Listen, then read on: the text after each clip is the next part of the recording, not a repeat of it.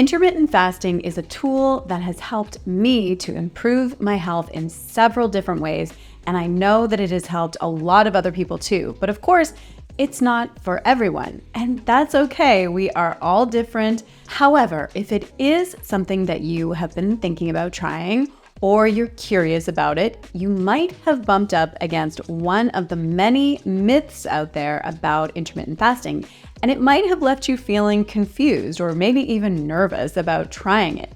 So today, I am going to set the record straight on 4 different, very pervasive myths that relate to intermittent fasting so that you can make an informed decision about whether or not this is something that might fit into your lifestyle and whether it's something that you want to try for yourself. Now, if you have watched me here on YouTube before, then welcome back. But if you are new to my channel, then welcome. I'm Dr. Kim Foster, and I'm an MD turned coach and wellness expert. I was a family doctor for 20 years before leaving clinical medicine to build my wellness business. And I am also the founder of the Wellness Coach Academy, where we train aspiring health and wellness coaches and help them to build their businesses. Here on YouTube, I talk about wellness and the business of health coaching, and I also share lots of tips to help you to master the art of living well. And if those are things that you are interested in, then go ahead and subscribe because I upload new videos every week. Now let's talk about the 4 common myths about intermittent fasting. Starting with myth number 1, that breakfast is the most important meal of the day. So a lot of people, myself included, do intermittent fasting with a time-restricted eating schedule each day. So basically, your eating window is compressed into an 8-hour period each day, which leaves 16 hours during which you're not eating. And for many people, the most convenient way to do that is to just delay the first meal of your day. For me, I start my eating window at noon, and then I stop eating at about 8 p.m. So obviously, this means I don't eat breakfast when I'm fasting. And so this flies in the face of all of the conventional wisdom about breakfast. The belief that breakfast is the most important meal of the day. It has been promoted for many, many years. It's so ingrained in our belief system that it's basically considered fact. However, this notion that breakfast is non-negotiable for your health and weight management, it's actually not supported by strong scientific evidence. In fact, the line, "breakfast is the most important meal of the day," was actually a marketing slogan that was coined in the 19th century by John Harvey Kellogg as a way of selling his newly invented breakfast cereal. There were some early observational studies that showed associations between eating breakfast and various health benefits like improved brain function and better weight control, but more recent research has actually challenged these claims.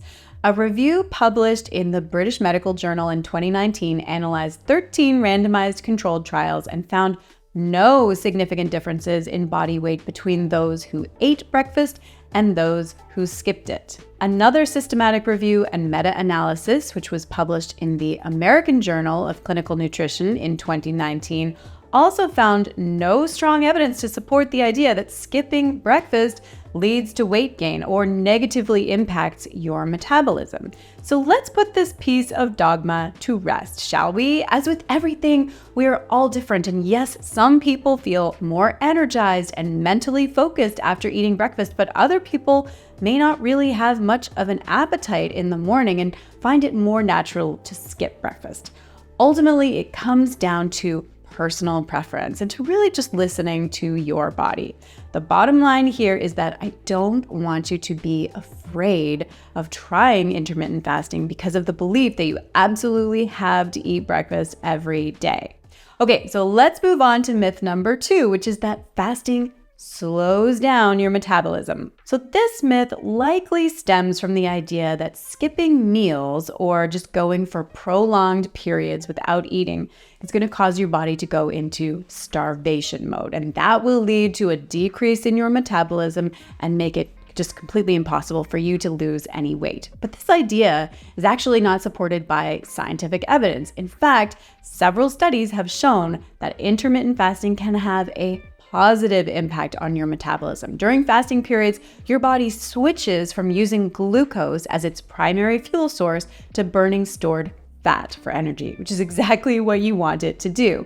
This is a metabolic adaptation that improves insulin sensitivity and promotes fat loss. I have created other videos about metabolism, how to boost it, and also how intermittent fasting works to stimulate weight loss. So I will link those here on the screen and below. So if you want to know more about those topics, then just go ahead and watch those videos next. But basically, intermittent fasting does not have the same effect as more conventional calorie restriction that can actually slow your metabolism, which is why so many of us experience that rebound weight gain when we stop dieting. And that's what makes intermittent fasting just so much more effective in the long term than the typical calories in, calories out method, because it just does not slow your metabolism. Okay, myth number 3 is that intermittent fasting can lead to muscle loss. Some people believe that when you fast, your body starts to break down muscle tissue for energy, which would cause muscle wasting. However, this is not what happens. While it is true that during fasting, your body taps into its stored energy sources like glycogen, which is a form of stored glucose, and body fat, it just does not rely on breaking down muscle protein for energy. That would make no sense whatsoever from a physiological point of view. How could we possibly have survived as a species if during food scarcity our bodies started burning down the very tissue that we would need the most to help us get out there and find some food? During fasting periods, the body prioritizes the breakdown of fat stores. That's what it's there for. In fact, some studies have shown that intermittent fasting, especially when you combine it with resistance training like weightlifting, can actually help to preserve or even promote muscle growth. And that is because the fasting state can increase our growth hormone levels and improve protein synthesis, which are, of course, essential for muscle development. Okay, let's move on to the final myth that I want to talk about today, and that is that intermittent fasting will increase your cortisol levels, and so it can be harmful. Now, let's talk about this because this is actually really interesting. First of all, if you don't know what cortisol is, it's a hormone that is released by the adrenal glands in response to stress, and that includes physical or psychological stress. And chronically elevated cortisol can definitely be a problem. But does fasting elevate your cortisol?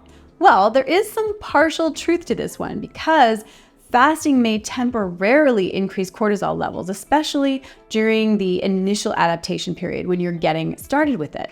It's a new eating pattern for your system to get used to. So fasting can absolutely be seen as a stressor to your body, which may trigger a temporary increase in your cortisol levels.